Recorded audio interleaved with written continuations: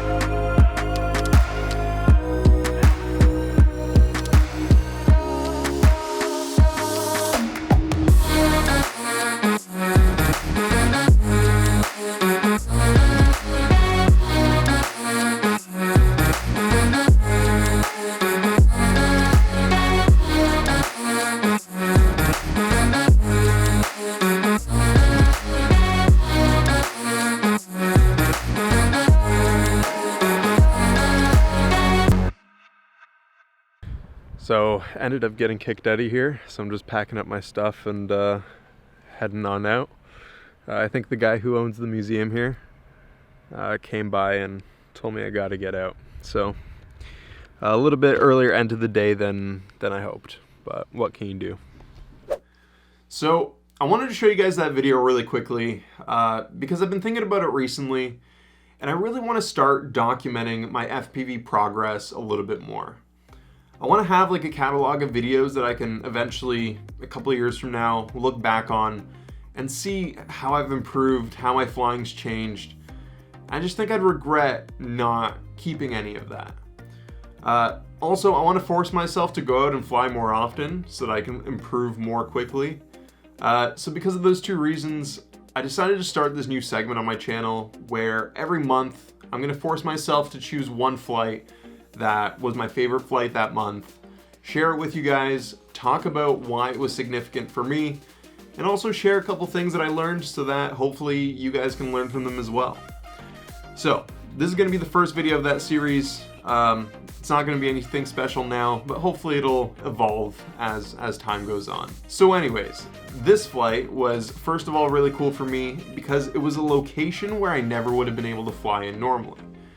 It was a park that was attached to this museum, which is usually full of tourists. The park is always extremely busy every time I've been there, but because of what's going on in the world right now, the museum's temporarily closed, and the park was completely empty.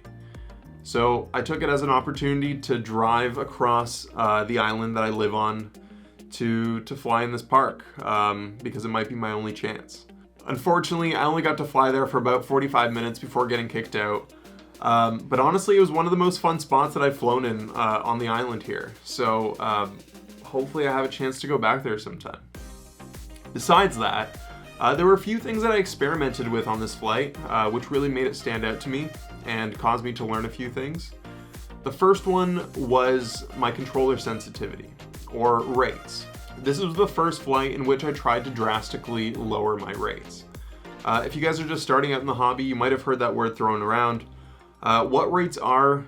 They're essentially the settings that determine how your quad will react to the controller inputs that you make, or like controller sensitivity, essentially.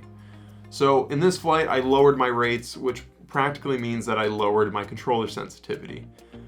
Which caused for a lot smoother movement, but a lot slower movement, meaning that if I want to do a sharp turn, I'd have to do a much more drastic stick movement to compensate. Anyways, flying with slower rates is a lot more common in racing because you need a lot more precision.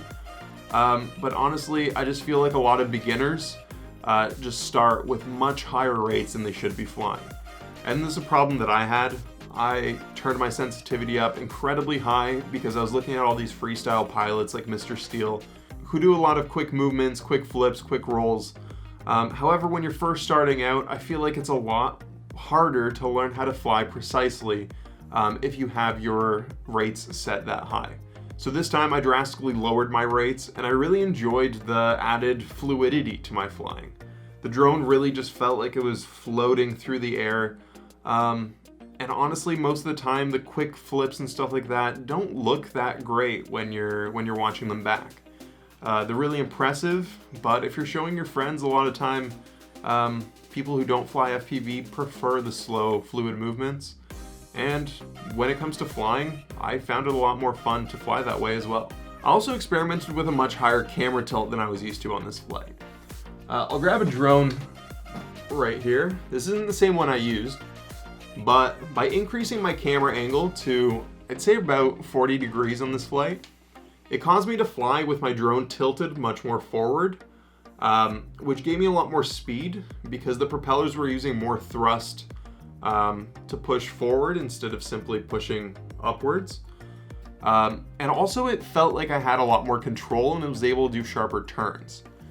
Now, the reason for this, I'm not 100% sure if this is right, but I think it's just because if you're flying with a lower camera angle and your drone is more parallel to the ground, in order to do a sharp turn, you would have to both pitch forward and roll to one side or the other.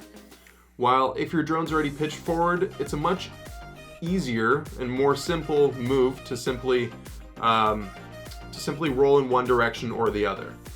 The stick movement is easier, and therefore the turn just felt easier.